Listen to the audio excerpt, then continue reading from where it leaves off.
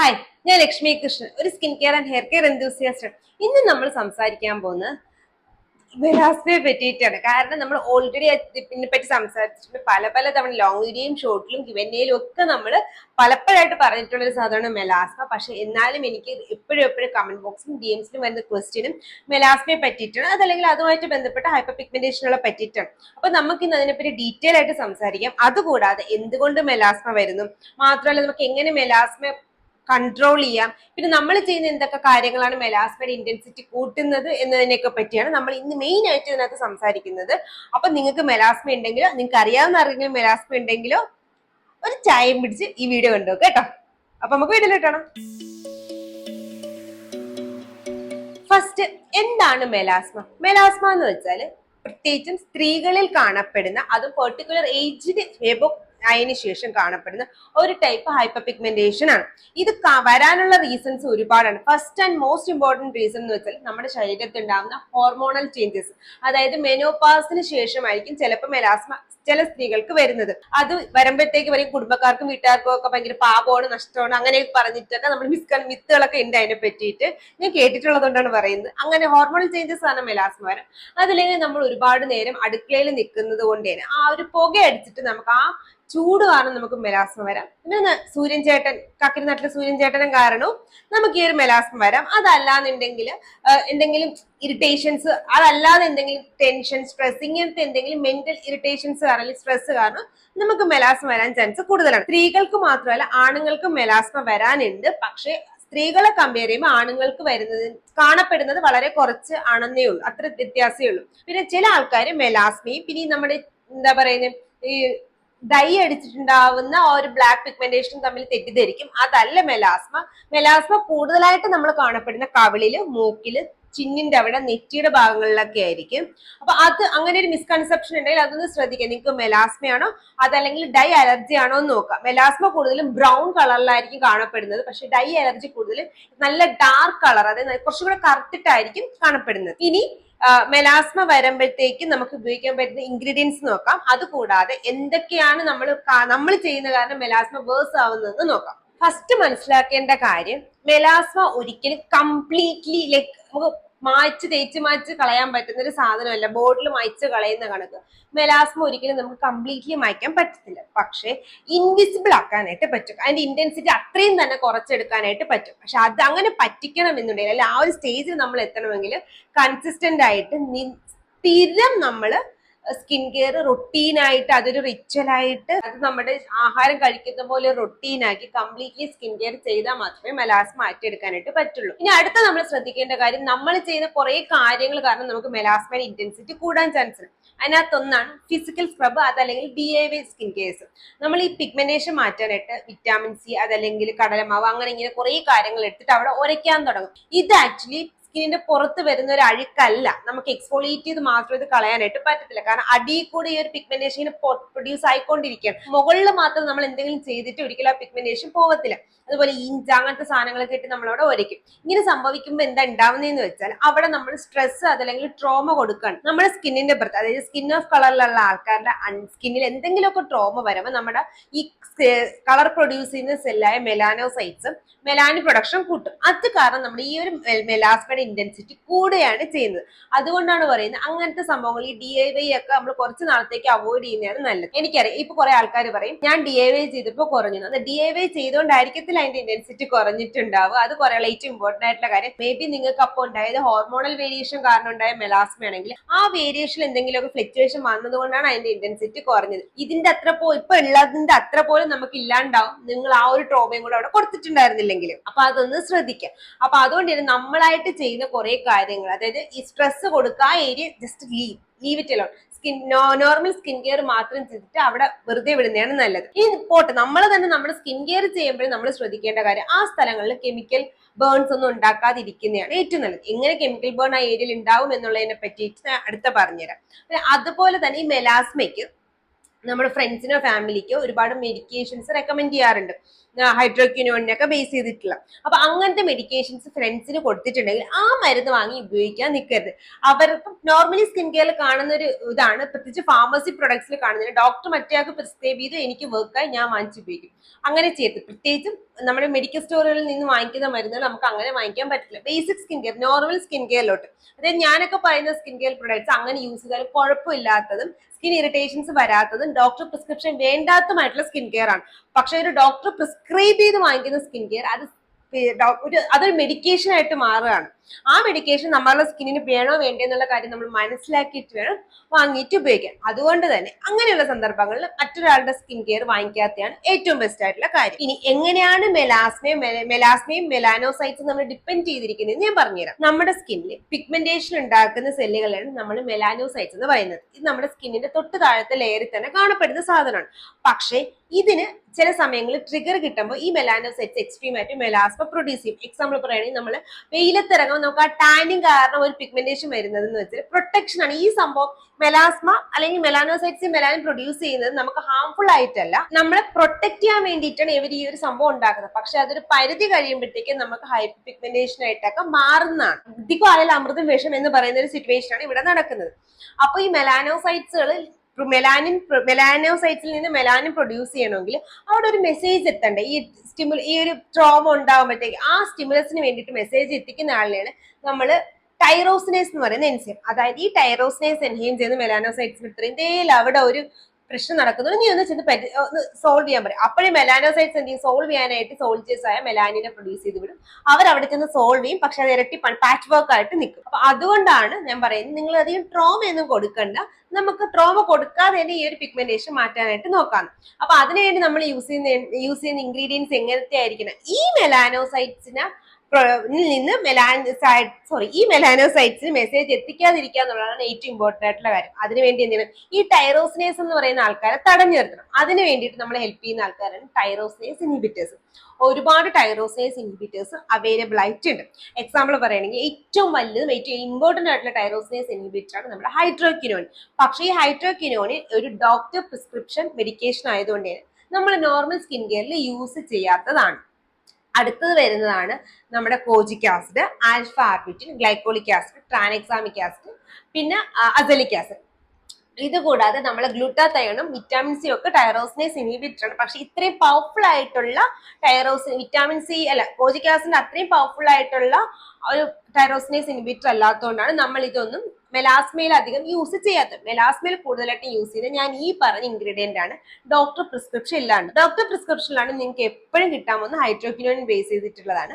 എന്തുകൊണ്ടാണ് ഡോക്ടർ പ്രിസ്ക്രിപ്ഷനിൽ മാത്രം hydroquinone use ചെയ്യുന്നതെന്ന് വെച്ചാൽ, നമ്മൾ ഡോക്ടർ പ്രിസ്ക്രിപ്ഷൻ ഇല്ലാണ്ട് ഹൈഡ്രോക്വിനോൺ യൂസ് ചെയ്യുമ്പോൾ എന്താ സംഭവിക്കുന്നതെന്ന് വെച്ചാൽ, നമ്മൾ ഡോക്ടർ ഒരു ഹൈഡ്രോക്വിനോൺ ഒരാൾക്ക് പ്രിസ്ക്രൈബ് ചെയ്യുമ്പോൾ നമ്മുടെ സ്കിൻ തിക്നെസ്, നമ്മുടെ ഹൈപ്പർ പിഗ്മെന്റേഷൻ ഇന്റൻസിറ്റി ഇതെല്ലാം നോക്കിയിട്ടാണ് പ്രിസ്ക്രൈബ് ചെയ്യുന്നത്. നമ്മൾ യൂസ് ചെയ്യുമ്പോൾ എന്ത് ചെയ്യുന്ന വെച്ചാൽ നമ്മളത് വാങ്ങിക്കും. മാത്രമല്ല ഈ ഹൈഡ്രോക്വിനോൺ ക്രീമുകളിൽ ട്രെറ്റിനോയും ഗ്ലൈക്കോളിക് ആസിഡ് അങ്ങനെ കുറച്ച് മിക്സഡ് ആയിട്ടായിരിക്കും വരുന്നത്. നിങ്ങൾ എന്ത് ചെയ്യുന്ന വെച്ചാൽ വാങ്ങിയിട്ട് അറിയാതെ നൈറ്റും മോർണിംഗും ഒക്കെ യൂസ് ചെയ്യും, റെഗുലർ ആയിട്ട് യൂസ് ചെയ്യും. അതിന്റെ കൂടെ സൺസ്ക്രീൻ ഒന്നും ഫോളോ അപ്പ് ചെയ്യാൻ പോകില്ല. അത് കാരണം നമ്മുടെ സ്കിൻ ബാരിയർ ഗ്രാജുവലി നശിക്കാനായിട്ട് തുടങ്ങും. ഹൈഡ്രോക്വിനോൺ ബേസിക്കലി 6 വീക്സ് ഒക്കെ കണ്ടിന്യൂസ് യൂസ് ചെയ്തിട്ട് നമ്മൾ പതുക്കെ കുറച്ചെടുക്കാറാണ് പതിവ്. പക്ഷെ നമ്മൾ അത് ചെയ്യാതെ നമ്മളായിട്ട് യൂസ് ചെയ്യുമ്പോൾ, നമ്മൾ ഡെയിലി യൂസ് ചെയ്യുമ്പോൾ നമ്മുടെ സ്കിൻ ഇതിന് ഡിപ്പെൻഡന്റ് ആവും. അപ്പൊ നമ്മൾ നിർത്താൻ പോകുമ്പോഴത്തേക്ക് നമുക്ക് മോക്കുരു വരാനുള്ള ചാൻസ് കൂടുതലാണ്.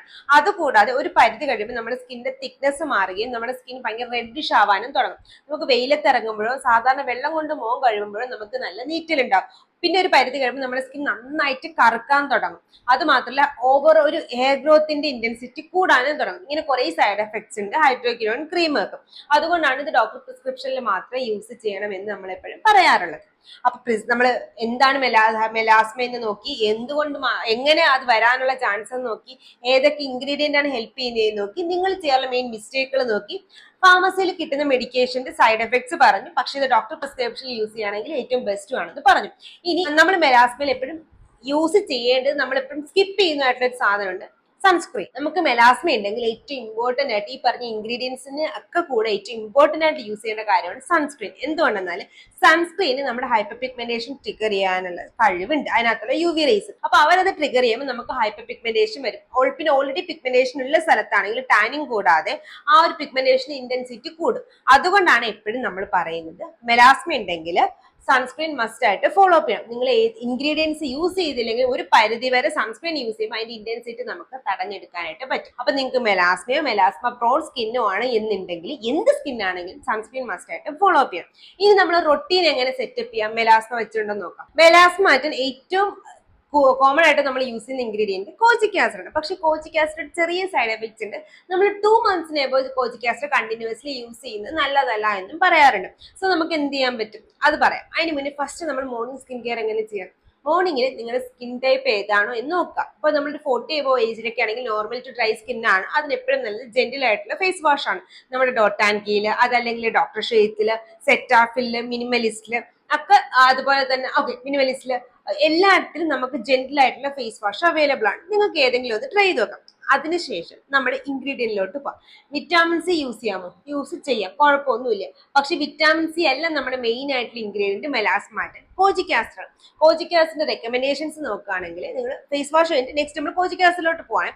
കോജിക് ആസിഡിന്റെ റെക്കമെൻഡേഷൻസ് ഏതെന്ന് നോക്കുകയാണെങ്കിൽ നമുക്ക് ഡെർമക്കോയിൽ ഉണ്ട് 3 ടൈപ്പ് കോജിക് ആസിഡ്, അതുപോലെ തന്നെ നമ്മുടെ ഡോക്ടർ ഷെയ്റ്റിലുണ്ട് കോജിക് ആസിഡ്, ഡെർമ ടച്ചിലുണ്ട് കോജിക് ആസിഡ്, മെലാഗ്ലോ എന്ന് പറഞ്ഞിട്ട് നമുക്ക് മാർക്കറ്റിലും കോജിക് ആസിഡ് ഫാർമസിയിലും കിട്ടുന്നതാണ് കോജിക് ആസിഡ്. അത് യൂസ് ചെയ്താൽ കുഴപ്പമൊന്നുമില്ല. ഇതിന്റെ കൂടെ നിങ്ങൾക്ക് വിറ്റാമിൻ സി യൂസ് ചെയ്ത് ഒരു ആഡ് ഓൺ ആയിട്ടാണ് ഹെൽപ്പ് ചെയ്യുന്നത്. അല്ലാണ്ട് വിറ്റാമിൻ സി മാത്രം യൂസ് ചെയ്തിട്ട് നമുക്ക് മെലാസ് മാറ്റാനായിട്ട് ഹെൽപ്പ് ചെയ്യത്തില്ല. പക്ഷേ നിങ്ങൾക്ക് ഒരു ആഡ് ഓൺ അല്ലെങ്കിൽ ബ്രൈറ്റ്നസിന് വേണ്ടിയിട്ട് അല്ലെങ്കിൽ ആന്റി ഏജിങ് റൊട്ടീന് സെറ്റപ്പ് ചെയ്യാനായിട്ട് വിറ്റാമിൻ സി വേണമെങ്കിൽ യൂസ് ചെയ്യാം. വിറ്റാമിൻ സി യൂസ് ചെയ്യുന്നുണ്ടെങ്കിൽ ഫസ്റ്റ് ഫേസ് വാഷ് ചെയ്യുക, വിറ്റാമിൻ സി യൂസ് ചെയ്യുക, ദെൻ കോജിക് ആസിഡ് യൂസ് ചെയ്യുക. അതിനുശേഷം മോയ്സ്ചറൈസറിലോട്ട് പോകാം. അപ്പോഴും നമ്മുടെ സ്കിൻ ടൈപ്പിനനുസരിച്ചിട്ടുള്ള മോയ്സ്ചറൈസർ ആണ് എളുപ്പം. നിങ്ങളുടെ ഡ്രൈ സ്കിൻ ആണെങ്കിൽ എപ്പോഴും തിക്ക് ആയിട്ടുള്ള മോയ്സ്ചറൈസേഴ്സ് സെലക്ട് ചെയ്യുന്നതാണ് നല്ലത്.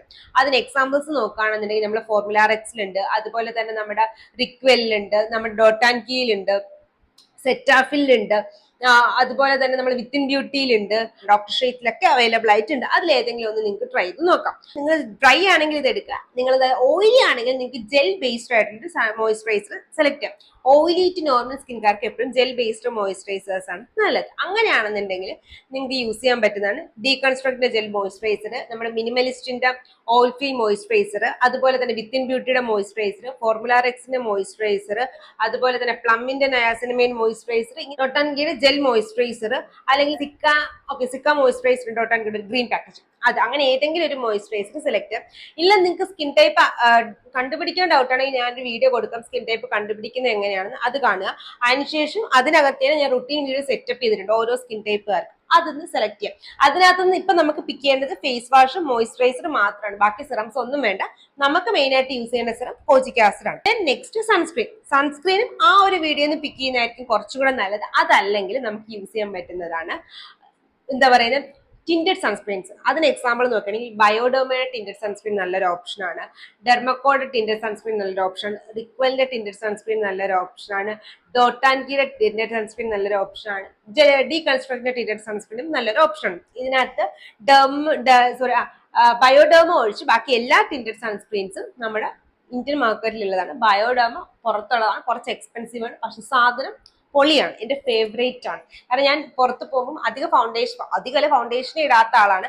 ഞാൻ യൂസ് ചെയ്യുന്ന സൺസ്ക്രീൻ എന്ന് വെച്ചാൽ ഈ ഒരു ബയോഡെർമയുടെ സൺസ്ക്രീൻ ആണ്. അതുകൊണ്ടാണ് ഞാനത് പറഞ്ഞത്. ഇപ്പോഴും ഞാൻ ഫേസിൽ ഫൗണ്ടേഷൻ അല്ല യൂസ് ചെയ്തേക്കുന്നത്, ബയോഡെർമയുടെ ആ ഒരു ഫൗണ്ടേഷൻ ആണ്. സോ അതുകൊണ്ടാണ് ഞാൻ അതൊരു നല്ല ഓപ്ഷൻ ആണെന്ന് പറയാൻ കാരണം. അപ്പൊ നമ്മുടെ മോർണിംഗ് സ്കിൻ കെയർ റുട്ടീൻ ആയാലും നൈറ്റിലോട്ട് പോകുമ്പോഴത്തേക്ക് ഇതേ റുട്ടീൻ നമുക്ക് ഫോളോ ചെയ്താൽ മതി. പക്ഷെ അതിന്റെ കൂടെ നമുക്ക് മിസലാർ വാട്ടർ ആഡ് ചെയ്യാം, സൺസ്ക്രീൻ സ്കിപ്പ് ചെയ്യാം. അതുകൂടാതെ മിസലാർ വാട്ടർ യൂസ് ചെയ്തിട്ട് നിങ്ങൾ മോർണിംഗിൽ യൂസ് ചെയ്ത ഫേസ് വാഷ് ആണോ അത് യൂസ് ചെയ്യുക. അതിനുശേഷം നിങ്ങൾക്ക് കുറച്ച് ഓയിലി ആണെങ്കിൽ ഏത് സ്കിൻ ടൈപ്പ് ആണെങ്കിലും മോർണിംഗിൽ നമുക്ക് ജെൽ മതി കേട്ടോ. നൈറ്റിലോട്ട് പോകുമ്പോൾ അധികം ഓയിലി ആണെങ്കിൽ മാത്രം സാലിസിലിക് ആസിഡ് ബേസ് ചെയ്തിട്ടുള്ള ഫേസ് വാഷ് യൂസ് ചെയ്യാം. ഒരു 30 above 40 above ആണെങ്കിൽ ഓയിലി സ്കിൻ കിട്ടാൻ കുറവാണ്. ബട്ട് സ്റ്റിൽ ഓയിലി ആണെങ്കിൽ നിങ്ങൾക്ക് സാലിസിലിക് ആസിഡ് നൈറ്റിൽ മാത്രം യൂസ് ചെയ്യും. മോർണിംഗിൽ എന്തായാലും ജെൽ ഫേസ് വാഷ് യൂസ് ചെയ്താൽ മതി, നൈറ്റിൽ salicylic acid face wash use ചെയ്താലും മതി. അതല്ലെങ്കിൽ നിങ്ങൾ മോർണിംഗിൽ യൂസ് ചെയ്ത ഫേസ് വാഷ് തന്നെ നൈറ്റിൽ യൂസ് ചെയ്താലും ഇഷ്യൂ ഒന്നുമില്ല. പിന്നെ അതിനുശേഷം നിങ്ങൾ 24 ഏജിന് എബോ ആയിരിക്കുമല്ലോ, ഡെഫിനറ്റ്ലി 40 ഏജ് ഒക്കെ ആവുമ്പോൾ നമുക്ക് റെറ്റിനോൾ ഇൻട്രൊഡ്യൂസ് ചെയ്യാം.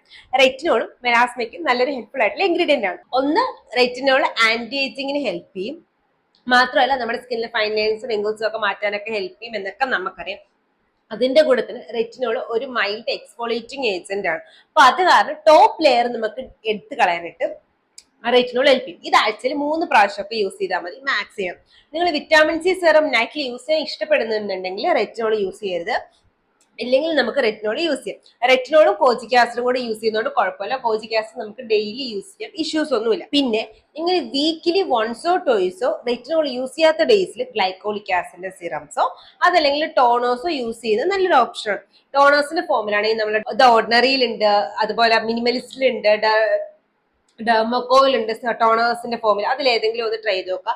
അതല്ലെങ്കിൽ സെറത്തിന്റെ ഫോമിലാണെങ്കിൽ ഡോക്ടർ ഷേറ്റിലൊക്കെ glycolic acid toners serum available ആണ്. അതൊന്ന് ട്രൈ ചെയ്ത് നോക്കാം. ഇതും നല്ലൊരു ഓപ്ഷനാണ്. വീക്കിലി വൺസോ ടോയ്സോ മാത്രം നൈറ്റിൽ.